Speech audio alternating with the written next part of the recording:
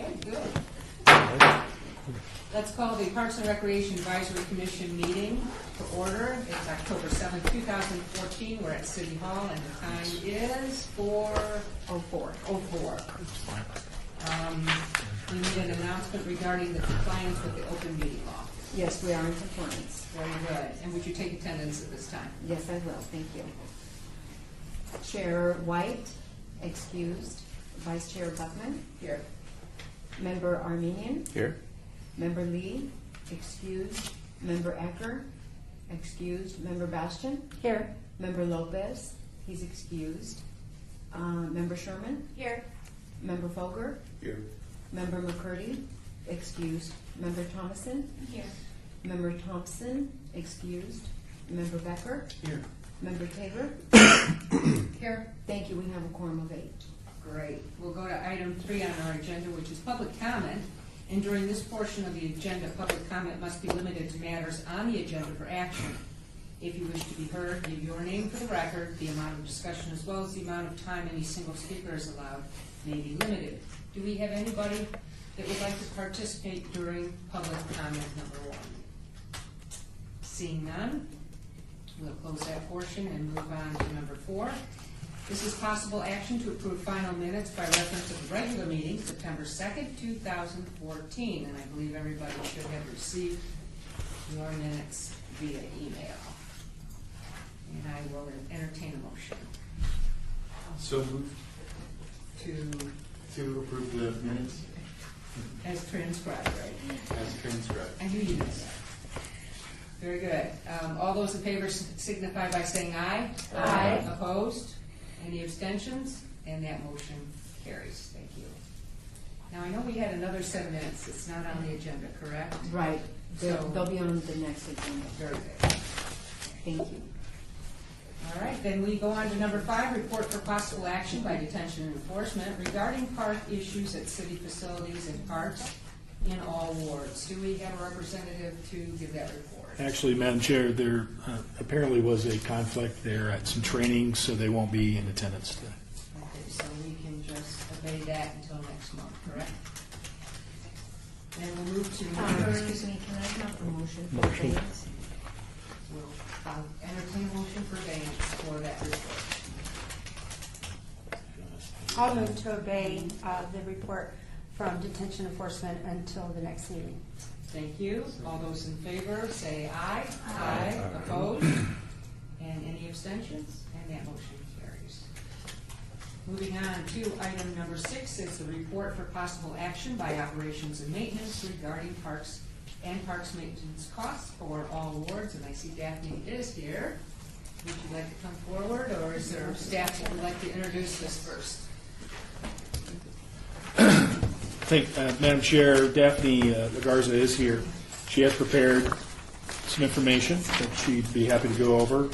And it's really providing a cost per acre for operations and maintenance for passive versus programmable space. So without further ado.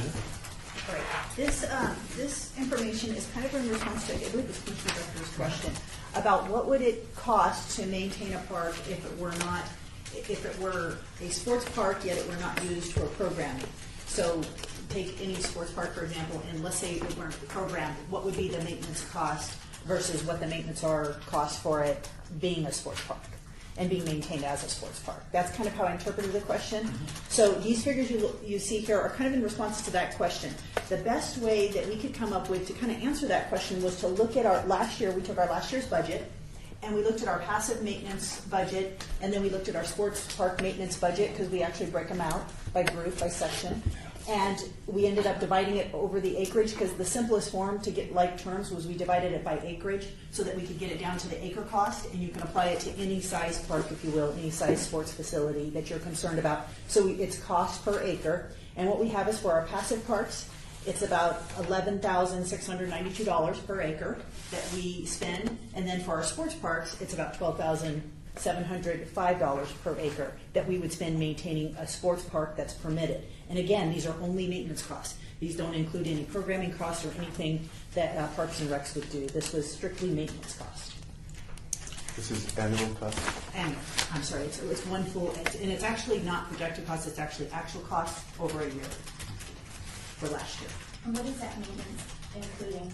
It is including, that's a good question, because I didn't quite cover that. It is including everything, including the water that it costs to water the parks, the equipment that we use, the labor, the materials, everything that we do.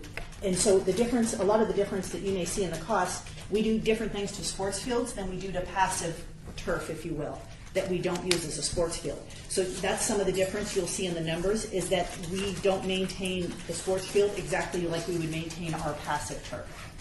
Other than that, it's, like I say, everything that we use, equipment, labor, materials, water is included, all the utilities are included, trash is included. It's basically everything that's covered under our maintenance budget. So you did say utilities, but I'd like to clarify that lighting. Well, actually, no, it is water. I'm glad you're asking. It is water, trash, and it's power for the pumps and things like that associated with the irrigation, but no power for the lighting. And I think there's another utility in there. I just can't think of it off the top of my head. I'm trying to make sure. But basically, in a nutshell, the biggest cost is water. Water. Our budget is approximately around $4 million in water for all of our parks a year, just to give you a point of reference. Daphne, where would dog parks, Dog parks are included in this. which one would it? Both, actually both, because we have them in our passive parks and we have them in our sports parks. So they're both, those numbers are both, they're in both of these numbers, they're included. Any maintenance we would do in a dog park is in both the sports side and the passive side, because we just happen to have dog parks in our sports parks and in our passive parks. So it's covered in here. Other questions? So relatively speaking, I mean, we're seeing that there's not a real significant difference in terms of usage. And it depends on exactly the size of your park. I mean, the bigger your park, obviously, a little Right. more difference, but it's 1,000 an acre, basically, is what we came up with. Right. Curious, where is electricity charged? That is actually charged to another group. Does Parks and Rec, or is it TIFO that actually gets Well, charged we- for the elect? We pay for the sports field lightings Sports field lighting. and also passive park lighting. And also passive, so it would be Parks, it's another group. If I could just offer a point of clarification, I mean, my question was really based upon the idea that I wanted to start to get an understanding of sports parks and how they're viewed in terms of at what point are we charging or trying to recoup usage by leagues and other parties versus at what point are we just spending money to protect community assets? And when you look at it that way, I think it kind of changes how we view responsibility of recouping those costs, at least in my opinion, or that's what I'm trying to formulate in terms of an idea. Because even if we had no leagues or no usage within our parks, as a community, we still have to maintain them. We can't just have these things turned back into the desert. And that's kind of the understanding that I wanted to have, just to clarify for the rest of my numbers. Any other questions of staff? Terrific, thank you. Thanks, Daphne. Thank you. Thank you. We don't need any action on that report, correct? Let's move on to number 7, which is report for possible action on capital improvement project outreach for Dexter, Bob Baskin, and Charleston Heights Parks in Ward 1. And would you like to introduce this? Yes, I'll actually it's more or less just a discussion item. We wanted to let you know that as as a new to the organization and learning about some opportunities for capital improvements to occur, we saw that, or in asking questions, I didn't feel that there had been a lot of community outreach in looking at going into, and Dexter Park will be the first one, but it's actually related somewhat to Bob Baskin because of how the budget has been developed. Not a lot of money, but when you're looking at going in and resurfacing areas that have not been used for several years, be it the tennis courts or whatnot, might be some need for some additional parking, and I'm talking about Dexter specifically. There might be some need for some soft skating, potentially even a walking path. Those were alternatives that were discussed, but when I asked the question, has the community or the neighborhood been involved, they really hadn't. So we want to get out ahead of this. We're a little behind it right now, but we want to get ahead of it going forward.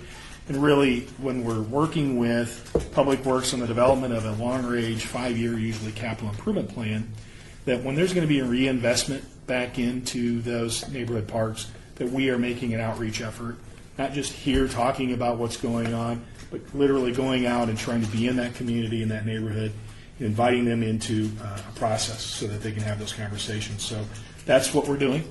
Did you print off the? Okay.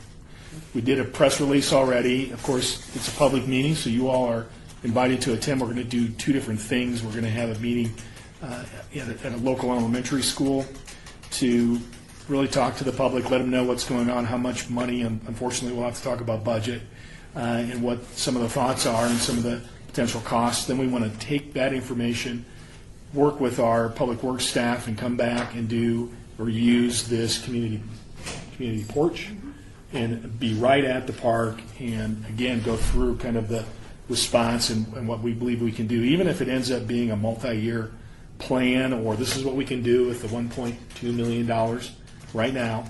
We still want to lay it out and what we, as I think the conscience of the community as far as reprogramming or programming Parks and Recreation, would propose to Public Works going forward. So Dexter will kind of be our first approach at this, and Bob Baskin, there is more maintenance orient towards the project there, but we, again, might have an opportunity to add an amenity near the large green space in Bob Baskin as far as a programmable shelter, if that's something the community desires. But again, we want to hear back from them about these investments.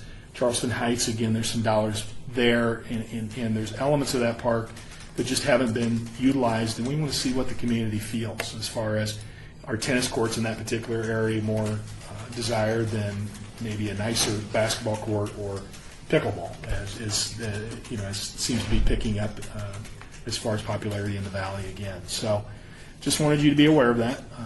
We promised at last meeting to start bringing more of these kinds of conversations back to you, and we'll let you know how this progresses, and hopefully if you can attend, that'd be great. So, I'm sorry. You scheduled the Baskin meeting. No, the Dexter Park. I understand. Okay. And so, and you said you're looking at, so I would, do you know what month you might have the Baskin meeting? Because that is my neighborhood park. It's actually a group discussion about that park 2 weeks ago, and Okay. I can tell them something. Yeah, we would imagine, again, we want to get something under, so October 22nd is when we're going to be going through this process. I would imagine in November, we're going to get right back at it. So. Right. We also Sure. discussed we could make it easy on ourselves and go to a McNeil Estates That's what- neighborhood We talked meeting. about that too. Yeah. So We may piggyback in that regard too. Where there's an active homeowners association, why not? We support homeowners associations all over the community. So, Thank you, Commissioner. I have a question as to, are there any renditions of possible amenities that you might put on that we could see as a commission, that we could possibly, when we're at the meeting, or if one of us comes to the meeting, that we can possibly be able to articulate? If we don't give it out to the public, Yeah, give it to us. unfortunately, what had been done several years ago and far exceeds the amount of money that's dedicated. Again, coming from a planning background as well, I don't necessarily want to give them a vision that hasn't been derived from them. So my specific question was, would we be able to be exposed to any visionary documents that maybe? We can send you out what Public Works had prepared. Again, it is way exceeds what had been budgeted for this. It's not from the community, but if you would like to see a rendition, we can definitely send that out. But I don't believe where the conversation is going to take us is going to be towards that potential rendition. And it just helps the commissioners understand the variance in the discussion in the city's true position based on that meeting. It might be helpful. Commissioner? Do you know if Charleston Heights Neighborhood Association was notified of this? Again, initial conversations with the councilman's office on that. That will follow up more likely a December type. We haven't made outreach at this point because Dexter Park, there were some timing issues with Dexter and Bob Baskin that we need to get at. Charlton Heights was very preliminary. Look over at Daphne because she actually brought that to my attention, and we've just started that process. So no outreach. It's just a recommendation that you reach out to them because they're such an active community Good. there. Good. No, it's good to hear. Chair White, Director Hacker, sorry, I always have to remember. Get your name down. I want to call you Tim. Is it going to be in the multi-purpose room at that school, you think, or a classroom? You know, where you, I don't know. or signs when we get there? Yeah, there'll be signs, yes. Yeah, I apologize. It'll be in No, the that's school. okay. I'm sure whatever is the closest accessible. Chair, could I ask one of the commissioners or somebody from staff to tell us a little bit about the Dexter Park? That's a park I'm not familiar with. Or if there's a commissioner here That's familiar with Dexter Park? We can, it's, Or maybe Daphne? Yeah, I can. You wanna do it? Really quick. Thanks, Dexter Stephanie. consists of, there's a ball field, I think it's, I don't know if it's a 90 or 60, it could be a 90. There's a couple playgrounds, a dog run that's relatively new, it's in the back, and there's a tennis court and a basketball court that's kind of all asphalt. It's not cut, so you just hand around, we'll just pass this around. it's a programmable Little League field that has been used, but there's also some outside green area that might be usable for practice. And, yeah, Oh, yeah, that's it's right on, it's right behind the church. just pass it around. Oh, thank you. Yeah, no, maybe. Yeah. About 5 acres probably. About 4.7. You know, if we send out the renditions, we'll send that out as well. Yeah, and that's So you can have at just least as a, base point of and we'll do that for these other parks, so at least you can see what's there. No, we'll do that. And Google Earth really helps a lot too. Zero in on it. This is fast one. But we think it's important, again, to reach out to those neighborhoods and really get that feedback, because even though the unfortunate reality is 1.2 million might not go very far, we definitely want it to go for things that are going to be desired and supported. Yeah, so it doesn't get eaten up by the active, the, what are they called? The renditions. Right. Exactly. Little pop. So we're internal right now, so I don't think we've been charged for that. So thank you very much. Are there any other questions surrounding item number 7, Dexter Park and the press release? I'll kick it I'll give the commissioners an opportunity to look at the renditions before we move on. I do have a comment about Bob Baskin Park. Those neighbors that abut up there on the east side, southeast side, have been very vocal about what goes on in the backside of that park in that open green space. And so it'd be interesting to have their involvement to see if they are supporting that open space, because there's a lot of active play that goes on there. But sometimes that interferes with those residents that abut there. Or if they would prefer to have a pavilion that now attracts more people with music. And, do you know what I'm saying? Yeah. Because it does kind of impact their quality of life of what goes on with all the amenities being pushed onto Oki. And they've been very vocal in the past. So I think that if you do have even if you invite the neighborhood association or go in to the neighborhood association that community is a part of, that those neighbors should be spoken to specifically. You've got apartments on the with a walk-through pass on the south side of that park, but that whole east side is those Bayo Court residents. Okay. Chair, can I make a comment regarding Bob Baskin Park? It's a little bit off track, but that is a beautiful walking path area, one of the best in town for that very congested area where a lot of medical offices and hospitals are. A lot of people who work at Valley Hospital, University Medical Center, a lot of people take advantage of that walking path, and to lose that open space might be, when she was talking about putting a pavilion up, I wasn't even thinking of the people who live there.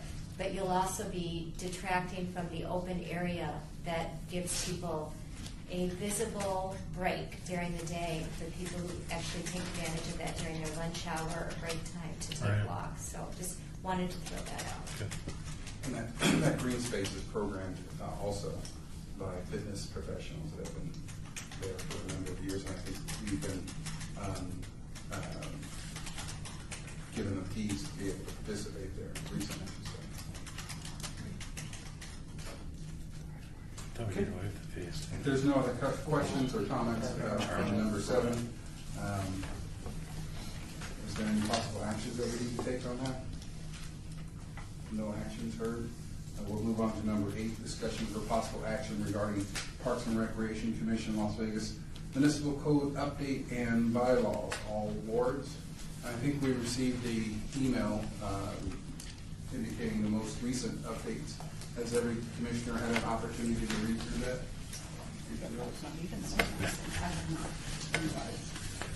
Do we have any hard copies of the bylaws? We do. We got it, let's read. Well, okay. Kelly's going to actually kick us off. We've met with the clerk's office and with legal to kind of go over what had been sent out to you. That was, again, when you say most recent, Chair, that was most recent as of how many months ago? About a year ago. About a year ago. So what we did in regrouping with the clerk's office and legal has kind of come up with a plan on how to systematically approach this. And so if you don't mind, I'd turn over the time to Kelly. Okay. For those of you who weren't at last month's meeting, there was a discussion that we need to relook at bylaws, and to do that, we actually have to look at changing the municipal code.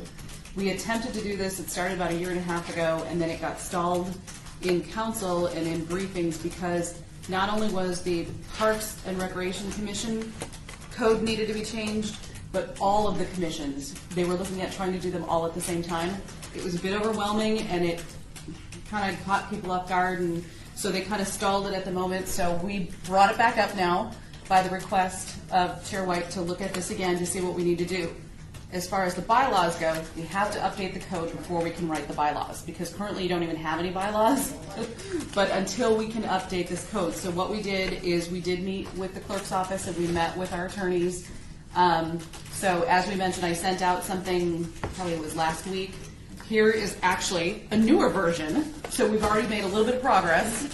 We looked at the original code. We looked at kind of what we worked on over a year ago, and we've kind of combined them to make it what we think should be a pretty smooth process. One thing we need to keep in mind is we will need council support on this one, and we usually need a sponsor from the council on this. So we didn't want to make radical changes. They're more housekeeping type changes.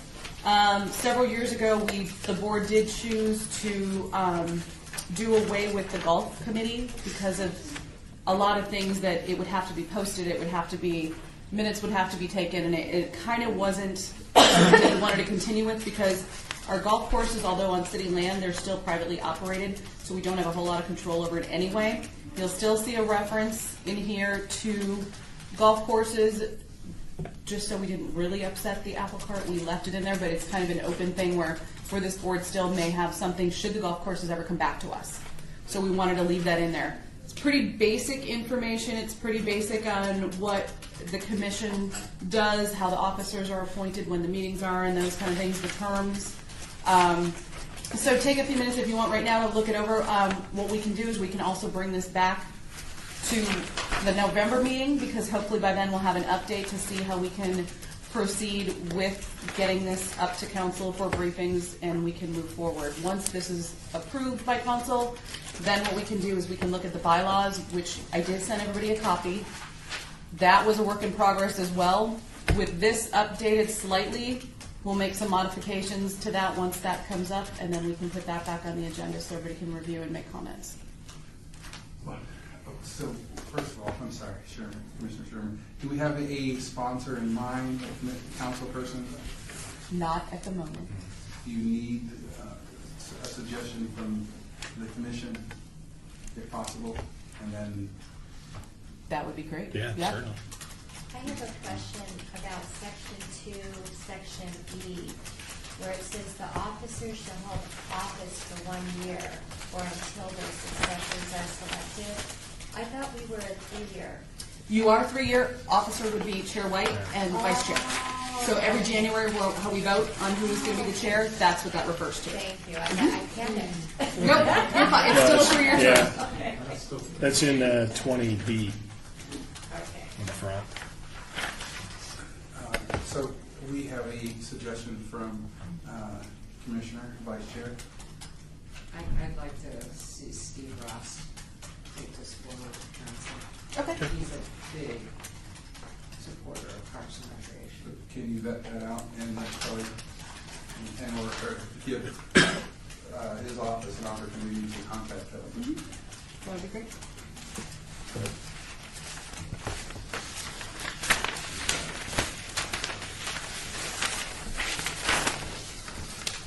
And by all means, if you, over the next couple weeks before our next meeting, if you see something that you think you would like included or whatever, either, just send me an email and I can also send it out to the entire commission too. So everybody, you can vet it out, or we can obviously bring it up at the November meeting. Sure, question, Kelly, does anybody on council know this is coming forward, or is it still in executive?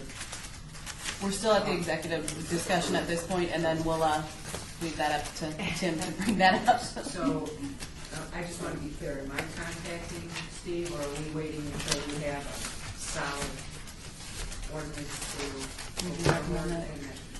It might be worthwhile to run this back through the CMO's office. That's a good suggestion, a good catch. And then we should know something, and so by next meeting, be able to bring, if there's any changes. But other than that, at the CMO's office, because I think they're the ones who, because there were so many changes being proposed across the board, they kind of set it aside because of the issues at that time. Now bringing it back out, I just want to make sure that they're in tune. So good catch. And if that turns out okay, we'll let you know that we're proceeding. And I think Councilman Ross is an excellent suggestion. Excuse me, you might want to just give my heads up. I just don't want to put too much on this plate right now, because the stadium thing is really taking off. Medical marijuana. They got a lot of stuff. I know they're inundated with material to read. So I want to make sure that we have something real solid before we go. Okay. Chair White, I do have a question for Tim. I just want to make sure, or Kelly, that I'm understanding this as I go forward to review. So on section, page 2, okay, is this section 2, number D, when it refers to the golf course, is it only referring to the municipal golf course on Vegas Drive, or is it all the municipal, like Durango and Desert Pines and so forth? In the original municipal code, which had not been updated since probably the 70s, it only referenced municipal golf course. So this could be any or all, but the caveat is it has to meet both of those conditions, owned and operated by the city. And so right now, that's all contractual. Oh, okay. We own them, but we aren't there as a contract to operate. So the way this is written, if they ever came back for the city's management and operations, that's when you all would play a role. So the intent here is only for us to be concerned about municipal golf course, or is that because this needs to be updated to include the other city golf courses that are owned and operated? Yes, it would be all of them. So it would be the 4. So we could do I that, think actually, or any future. Any This is future. probably because it was the only and golf maybe course. correct, and that's at why the it says, time, yeah. and maybe we actually need to make that plural. Okay. Municipal golf courses. Yeah, maybe that's what I was thinking. So I couldn't tell if it was a typo or if you really meant municipal. I think, golf course. initially in the original code, it is strictly municipal golf course. But I think we can, I'll talk to our, Courses, it is. yeah, correct. Yeah, So Tim make just it really noticed it easy. is I plural think a this little would bit later. actually, again, Yeah. if they ever came back to in-house operations and Yeah, it would be made the this. intent of all. Actually, and I municipal. just noticed this, and Bob, correct me if I'm wrong, where the parentheses starts after the word, where it says pertaining to, there's a parentheses before the municipal golf course, and then it cuts off after facilities, that's removed. That's removed. What's underlined is added in. Oh, So okay. it's already taken, that's already taken All care right, of. thanks for that The brackets clarification. deleted. Thank you, that makes Okay. sense. The brackets, Instead of means that's. That would be what you're removed, correct. I didn't even catch those brackets. Yeah, they're kind of little. Kind of funny how the eye just doesn't see. So that opens it up to Durango Hills also. Yeah, Durango Hills, the Desert Pines, Municipal, And Angel. and Angel Park. Kelly, thank you for allowing us to recognize those brackets and what we need to take. I didn't even see. Brackets removed. Any other questions pertaining to agenda item number 8? Yes, because the bylaws are part of this item, right? So Yep. then, what are you doing currently on the bylaws? You We said- have to hold the bylaws until we get the municipal code approved. Okay, so So there's not going to be further additions for a while, right? At the moment, no, because until council fully approves what we have in the municipal code, then we can adapt the bylaws to the code. Okay. We're there. Any other questions from the commission? Hearing no other questions, we'll move on to number 9. Discussion regarding the impact of downtown stadium on availability of funding for Parks and Recreation capital improvement project. Mr. Becker had requested that this item be put on, and so I guess the action of the City Council is pretty clear that they are to move away from an elimination of dedicating this $3 million that had been discussed that would have been deviated out of the Las Vegas Conventioners Authority room tax away from that potential dedication. So I guess maybe a little bit of a moot point, but if you have any questions, be happy to try to answer them as far as where those dollars were currently dedicated or what other questions you might have. I had originally raised the question because there was a potential $3 million impact to capital improvement funds to Parks and Rec, and I thought that would be something that we'd like to talk about since on occasion we don't always feel like we're learning about things after the fact. So, but in light of the vote on October 1st by City Council, it seems like that is kind of a moot topic, and we kind of knew that ahead of time. Right. That could happen. So thank you, Commissioner. Thank you, Director. Are there any other comments surrounding number 9, the mute point? Be mute.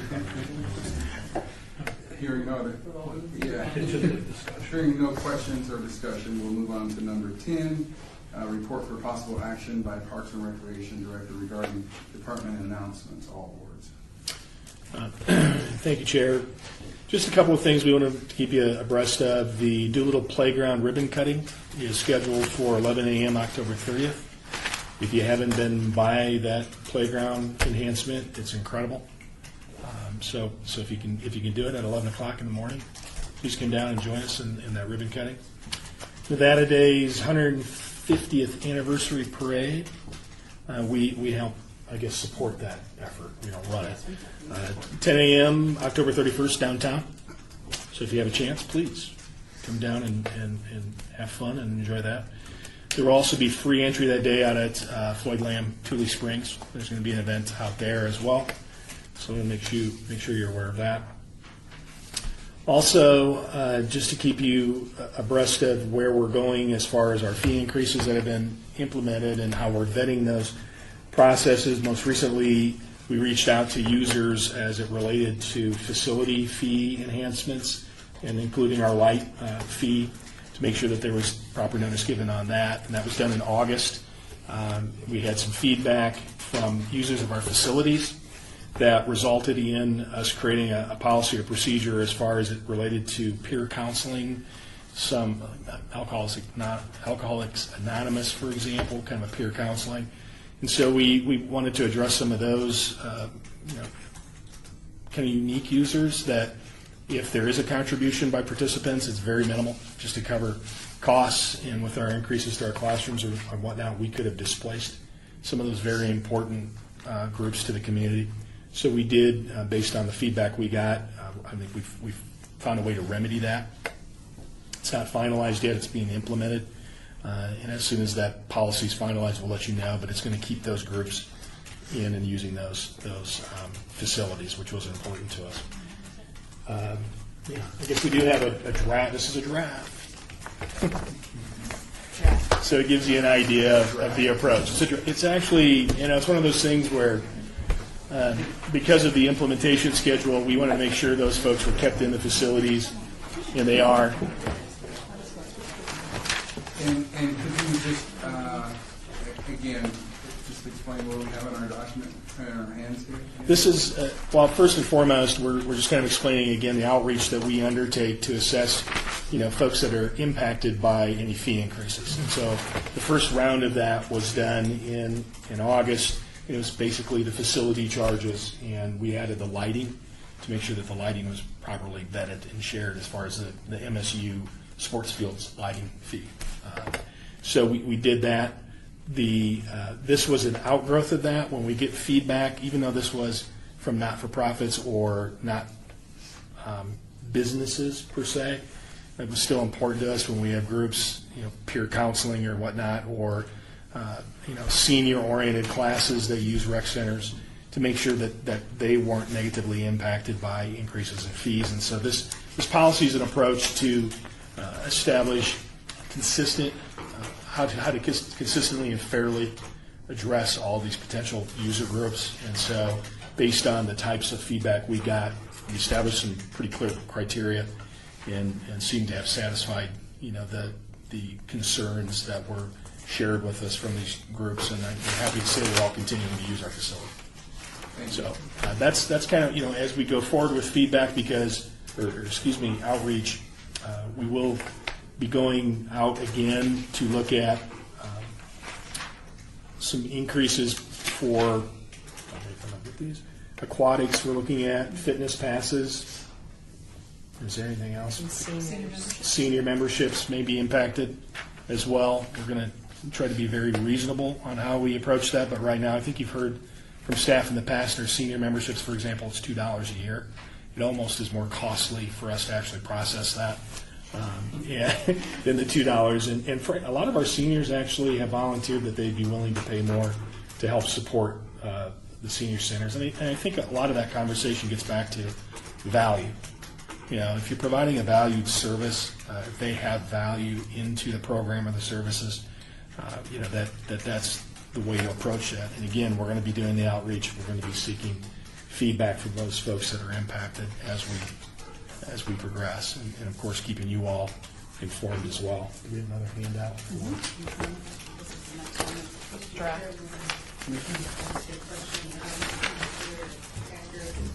On the very back, it says process.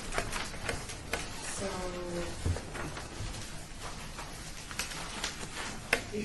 expand on number 3 a little bit. Action may include a rate adjustment from what was charged or paid by the group prior to September 1, the current rate, but no less than 140% of the pre-September 1 rate. So what we found with the groups that responded is they had a willingness to absorb some increase. They understood that since they had started using the facilities, that costs had gone up. They realized that. When someone offered a 40% increase, we used that as kind of a benchmark, and frankly, all the other groups that had expressed concern were very willing. It seems like a lot, 40% increase, but when you're going from $10 to $14 for an hour's use, that's something they understand is still a very good deal. It still allows them to function in that space.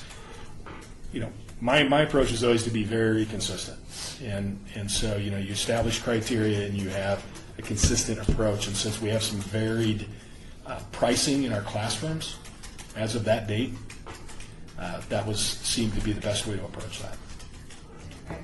That number jumps out, and it's just a scary number to say 140%. To say 40%, I know what the 140 is now that you've expanded on it. Is there another way we could say this? We could say a 40% increase We of could. the rate. The 40% increase of that rate, we could change it. Yeah. Again, as we were going through. I don't know how you feel from a PR standpoint, but that is whoa. It's not as shocking as some of the, you look at some of our classrooms were so lowly priced, there was some 300%, 400% increases, but again, it was, you're going off of a $5 to $10 an hour rate to something other. But Or we can take your brackets feedback. out again and say, i.e., from $10 to $14. There you go. Yeah. No, we'll improve upon Something to that. help. That's why it's still draft. Well, I have to have more heads. Increases then. Yeah. Chair White, I do have a question. Can you just give an example of who would be impacted by item number 3? Just examples of organizations or users? If you look above on the criteria, Commissioner, we found that we had support groups, Okay. peer counseling and support groups, but we have a lot of Alzheimer's support groups. I mentioned AA. So nonprofits that are Not trying to necessarily, do good- but support groups that don't charge for that service and that participation, other than to cover the very incidental costs. because we do have some nonprofits that will come in and run they're a nonprofit, and they'll come in and charge a pretty high fee to participate. It's not open to any potential drop in the participants. So all those criteria are very important to delineating who we believe would be adversely impacted by the increases and would adversely impact the community if those services weren't available to those participants. So I would say that it's probably those groups that kind of align with your mission and purpose. Thank you. The vision and those kinds Yes. of things, and services that you don't normally provide in Parks and Rec, but somehow benefit the user Yes. from a health perspective or a physical perspective. Yes, or it's something so like that. broad, but yes, that's a good point. And Commissioner, purely just as a facility, if they have open space time in a support group, alcohol or what have you says, or even a church group that may say, hey, look, we just want to hold a meeting here. So if it was you know, Mary Kay, which I saw on the back where you said they're not trying to sell a service or pitch Right. something, that would be the kind of a private, considered a Yes. private use of that building. And they could lease, but it would be at the going rate. Yeah, at that, okay. I get it. Thank you. I Any just other wanna make questions? sure. So item number 9, item number 9 or 10. That was 10. We did send around the next round of increases. We'll move on to item number 10, report for possible action. No, No. All right, so there's no other questions. We're going to move on to item number 11. Citizens participation, public. So citizens participation, public comments during this portion of the agenda must be limited to matters within the jurisdiction of the commission. No subject may be acted upon by the commission unless that subject is on the agenda and is scheduled for action. If you wish to be heard, give your name for the record, the amount of time, the amount of discussion on any single subject, as well as the amount of time any single speaker is allowed may be limited. Is there anyone here for the citizens participation? I'm sorry, what was this one? And maybe you didn't get one from. That might have been the problem. So, there was more discussion on number 10. You were just reading. Sorry. I'm sorry, we're still on item number 10, as I kind of stumbled around it, I apologize. There are some questions surrounding the second document. So we're going to recall item number 10, report for possible action by Parks and Recreation Director regarding department announcements. Thank you. So this letter is something that we send out to everybody who'll be impacted by the increase in fees. And it's something we talked about at council and we talked about here, but we just wanted to let you know that this letter we plan to send this out November 1st. We've got some sports field allocation fees that will go into effect on January 1st, which involves tournaments and a concession vendor fee, and it shows you here what the current fees are and then what the revised fees will be. And then on March 1st, our field use fee will go from $3 to $10 an hour, and we also have an increase in our concession building permit, which we have talked about here before, but we wanted to let you know that this is going out. Our next phase of fees, we still consider this phase 1, but our next phase, as Tim mentioned, is going to involve aquatics, fitness passes, and seniors. You mentioned the $2 membership that we have there. And our approach to looking at these fees is to try to do it internally first, to do the analysis internally. We're not going to hire consultants to do it. We're going to look at what it costs us to provide the service. And then we're going to figure out what our cost recovery should be. And that's based on Pros, which is a consultant we have used in the past. And they told us we should be looking at services based on whether they're public, so that all the public could benefit from it, like a park or a trail. Or we should look at it, is it a merit service? And something that's a merit service is when both the public and a private person can benefit from it. And an example they always use is swim lessons. Whereas it's great for the person to learn how to swim, but it's also a public benefit too when you can lessen drownings and have water safety. And then we'll look at whether the service is a private service, like if you have piano lessons at a facility and one person's benefiting from that, we should probably be focused on a higher cost recovery for that than you would for someone who's going to be taking a swimming lesson. So we'll look at the cost that it to us to provide the service. We'll look at what our cost recovery should be, and then we'll be looking at what other organizations are charging for that service, like the YMCA and other private providers. And then we'll make a recommendation. We'll talk about it internally. We'll bring it here to have you look at it. And we'll also involve the community and the users who use those services. We'll get it in front of them before we make a final decision on what those pricing increases will be. I have a question. Why did the fee for the concession building season use permit go up so significantly? You know, it's, again, a lot of this comes out of that PROS study that was presented to council last September and October. But when you look at where we were currently charging $50 for an allocation season, that, and Daphne, I don't want to put her on the spot, but I mean, when she wants to go out and change a lock, if a door handle would fall apart, I'm sure exceeds that $50. We pay for the electricity. We have to take care and maintain those buildings.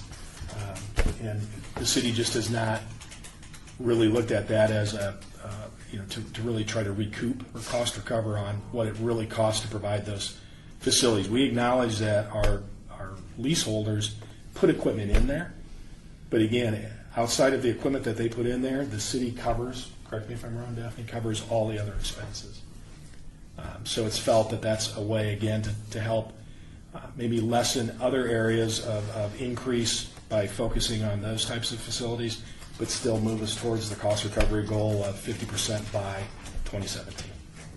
And we also didn't want to be intrusive in that business and ask, what are you making on concessions? That we think they're doing fairly well, so we decided let's just give them a flat fee and not ask to see what are you making and let's take a percentage of that.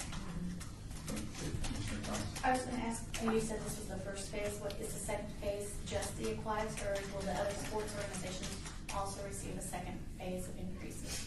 Like, will this be going up again in March? For now, this is it for sports, and then we're looking at other things within Parks and Rec. So seniors, aquatics, fitness passes, and then all the classes that we offer in our community centers. We haven't looked at those rates in a long time. So it's really the rest of Parks and Rec are our other phases and not sports. But even these numbers don't give us. I'm so sorry. Yeah, I was going to ask if there has been any feedback from the concession permit holders. Very, very little. I wouldn't say, it's been overwhelming. We've had one particular softball organization that's come in and said that, that could be problematic, but they really didn't know how problematic it would be at this point. But it wasn't real. I wouldn't call it strong resistance. I expected stronger. But again, as Maggie said, a lot of the flat fee approach comes out of discussions that happened, prior to Maggie or I joining the team. Again, actually, prior, I think, even to the presentation in that September presentation from PROS last year, that there have been these kinds of conversations where they were looking at the PROS study doing some premium types of charges, looking at a gross or a net, not a net, it was a gross profits share, which would require us to be very involved in their business. And it was felt that going to a flat fee would be more fair. These numbers don't reflect the 50% cost recovery, right? I mean, I remember these were getting to like 26%. Okay. So we should, since 50% by 2017 is still the goal, right? It is currently, yes, but there is, that goal was set when we were a combined department with neighborhood services. So there, I've expressed to the city manager's office that we need to come back and look at that because that's that included safety and some other programming elements. So we need to come back and look at that. And then, frankly, when you look at national trends, we have a goal of achieving 30% by the end of this fiscal year, and we think that's very doable for our department. But to go from 30 to 40, and I have a person who spent her life in recreation, going from 30 to 40% is very difficult. It just really is.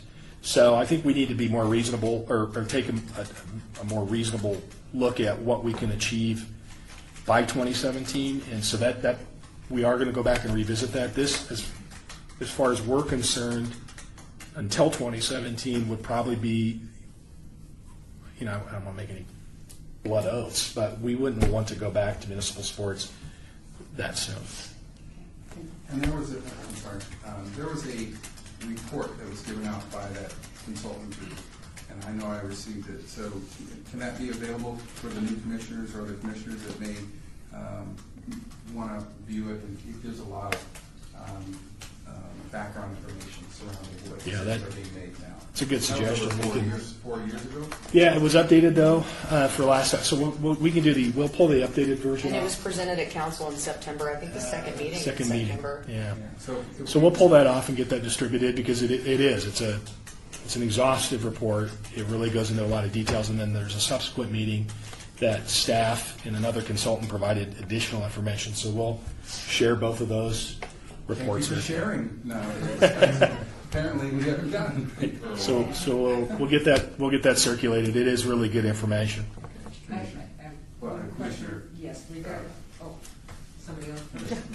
Thank you. I have a couple of comments and questions I want to ask about. In your Floyd Lamb agreement, that when the transfer occurred from the state, just want to make sure that there was a review of that to see if there was any commitments of a fee that was to stay in effect at that gate for the Floyd Lamb. And it could be just a new issue, but just in case, just thought you might want to, because it was about 5 years ago, 6 years ago, maybe even longer that occurred, to make sure that as you move forward with those fee increases that you go back and review that.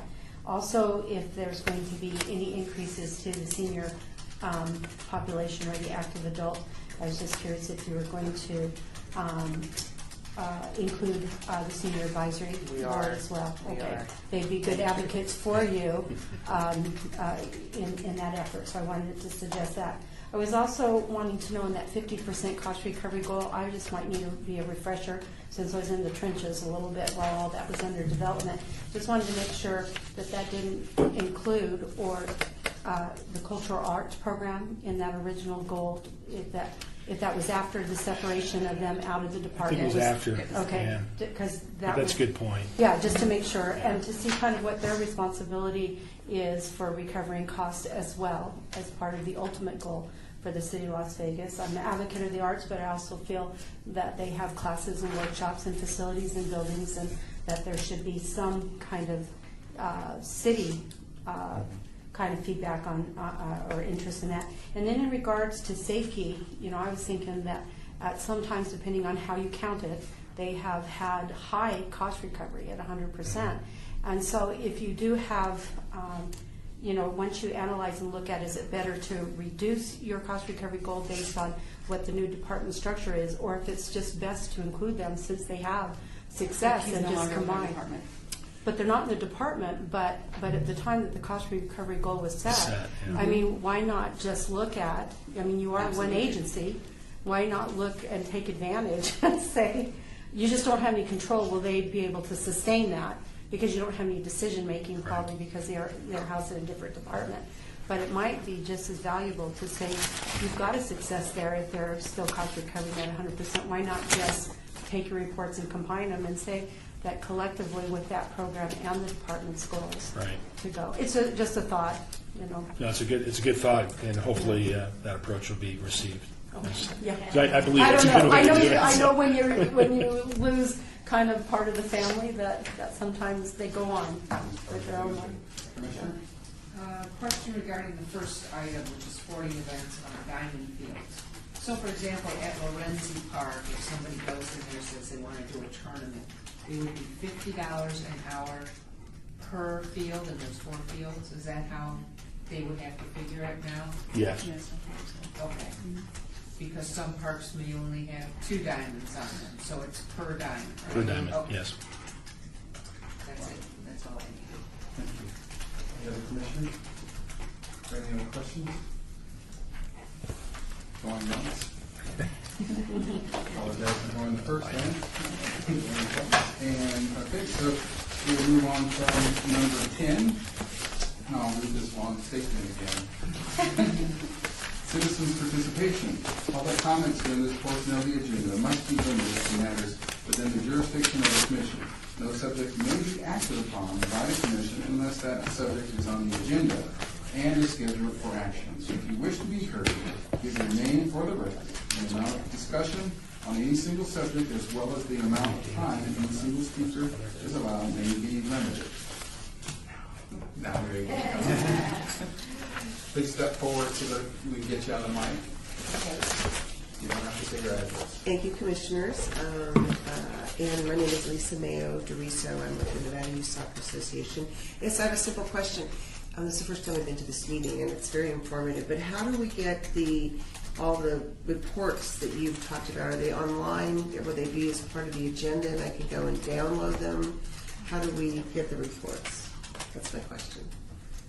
Maybe. That might be a Gabby question. Yeah. If Be made they're, part of if the they're record. public, if they're presented Well- here, are they public information? If they're submitted as backup, yes. Okay. They will be made public information. Okay, and I can get them from the clerk or actually online and download They them? will be online eventually. Okay. Yes. Okay, perfect. Great. Thank you very much. And understand there is some time lag now because we're not getting stuff that quickly, so.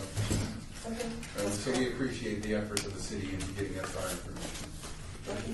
Great. Thank you. Anyone else here for citizens participation?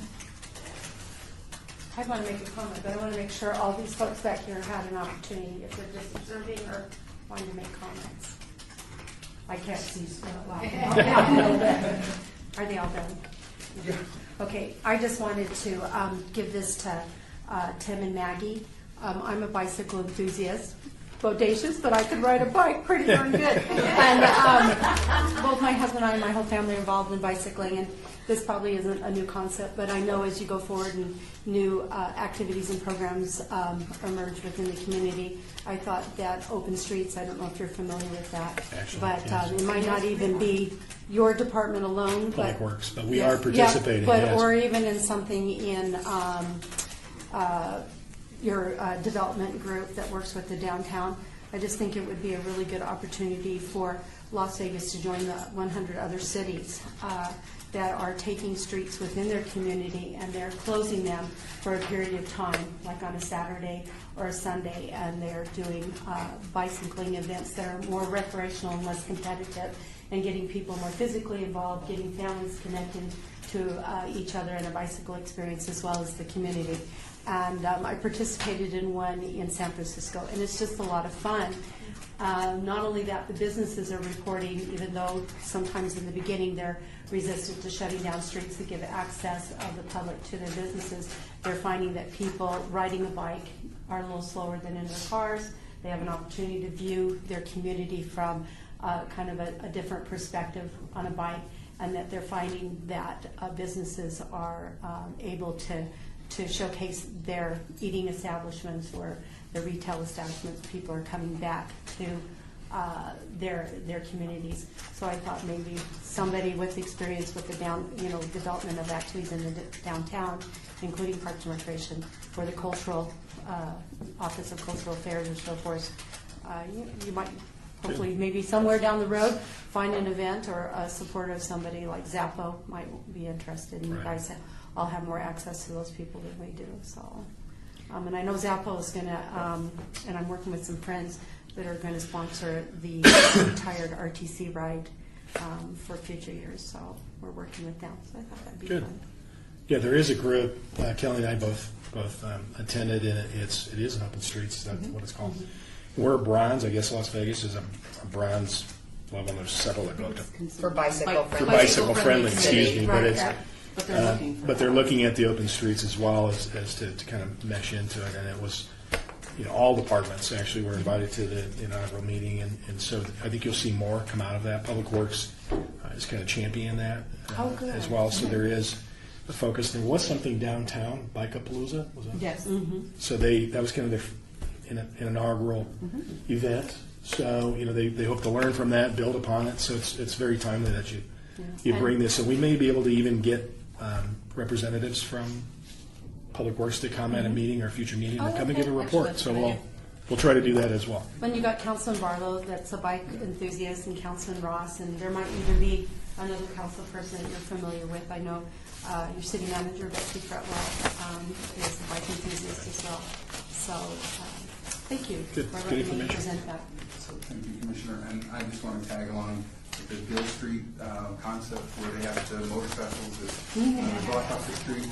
Fremont would be great to share and have some of the restaurants be accessible to only motorcycles and use motorcycle safety on that. And Barlow is a motorcycle. No, I think that's great. I think the Open Street concept, they have walkers and strollers and so forth. Good. It's a nice community. So, not to compete with your citizens' participation, but thank you. Is there anyone else here for the citizens' participation? I was part of the Las Vegas Senior Softball Association, along with the Senior Softball USA, that had the tournament in town here for the last 11 days that ended on Sunday. There were 507 teams, ages 40 through the top league is 84 clubs. I saw that. And we used, in the city, we used Doc Romeo, Lorenzi, and Big League Dreams. And I just must tell you that it was exciting. I was helping one of the vendors sell shirts, so I got to meet a lot of people and watch games from 7 in the morning until 11. I just remembered what my name was. I got the bracelet. And the facilities were beautiful. We had that one day that Friday where the rain came. It didn't hit Lorenzi, but it hit every other park. Tents blew and people blew. But